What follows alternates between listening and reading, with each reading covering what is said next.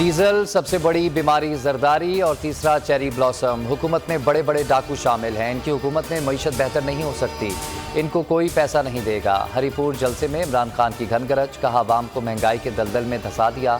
4 روپے پیٹرول مہنگا ہونے پر مارچ شروع ہو جاتا تھا، مہنگائی 16 سے 42% تک پہنچ گئی ہے۔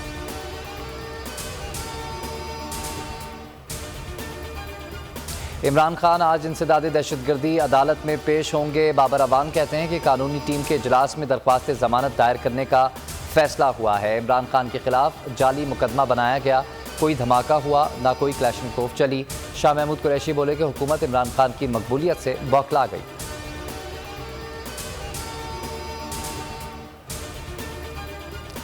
عمران خان کی لائیو کوریج پر پابندی، پی ٹی آئی سندھ نے فیصلہ چیلنج کر دیا۔ علی زیدی سندھ ہائی کورٹ جا پہنچے، درخواست میں وزارت اطلاعات، چیئرمین پیمرا اور پی بی اے کو فریق بنایا۔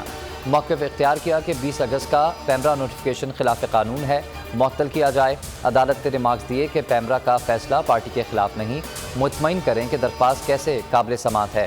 سماعت 26 اگست تک ملتوی۔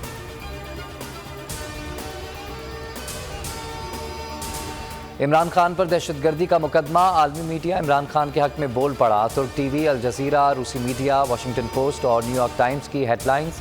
بی بی سی نے عمران خان پر دہشت گردی کے کیسز کو نئے سیاسی بحران کا پیش خیمہ قرار دیا۔ عالمی میڈیا نے دہشت گردی کے کیسز کو بھرپور ہائی لائٹ کیا۔ شہباز گل کے مزید جسمانی ریمانڈ کی استدعا مسترد، سیشن کورٹ نے پی ٹی آئی رہنما کو جوڈیشل ریمانڈ پر جیل بھیج دیا۔ پولیس نے 7 روزہ جسمانی ریمانڈ کی درخواست کی تھی۔ وکیل فیصل چودھری نے کہا کہ 4 دن میں پولیس نے صفر تفتیش کی، 16 دن ہو چکے، پولیس نے سوائے تشدد کے کچھ بھی نہیں کیا۔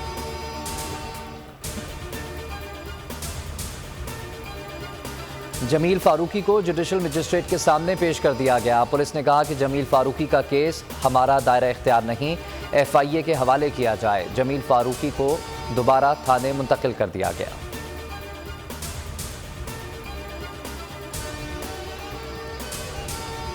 سندھ حکومت کی درخواست، اندرون سندھ کے بعد کراچی میں بھی بلدیاتی انتخابات ملتوی۔ چیف الیکشن کمشنر نے صوبائی الیکشن کمشنر، آئی جی اور دیگر اداروں کی رپورٹ پر فیصلہ کیا۔ فیصلے کے خلاف جماعت اسلامی کا احتجاج۔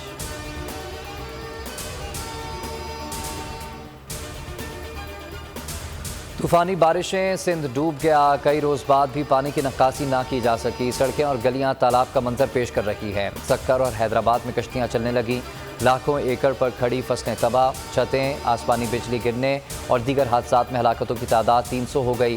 سجاول میں زہریلے سانپ جانیں لینے لگے۔ محکمہ موسمیات کے مطابق صوبے میں بادل برسنے کا سلسلہ 3 روز تک جاری رہے گا۔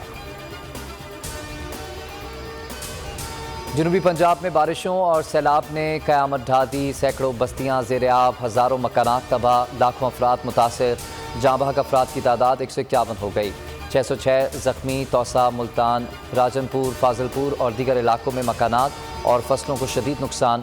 ہزاروں سیلاب زدگان کی آواز بننے والا بول نیوز کا نمائندہ خود متاثرین میں شامل۔ رجحان میں دانش مزاری کا گھر بھی ڈوب گیا، کہا ریسکیو ٹیمیں آ رہی ہیں، نہ کوئی امداد ملی۔ بلوچستان میں طوفانی بارش اور سیلاب سے صرف تباہی ہی تباہی، سب کچھ تہس نہس، نظام زندگی مفلوج، پل، سڑکیں، سینکڑوں کچے مکانات بہہ گئے۔ کوئٹہ کراچی قومی شاہراہ بند، ریلوے ٹریک متاثر۔ صوبے میں 4 روز سے ٹرین سروس معطل، ندی نالوں اور ملبے سے لاشیں ملنے کا سلسلہ جاری۔ مزید 5 افراد جاں بحق، تعداد 230 ہو گئی۔ ہرنئی میں اونچے درجے کا سیلاب۔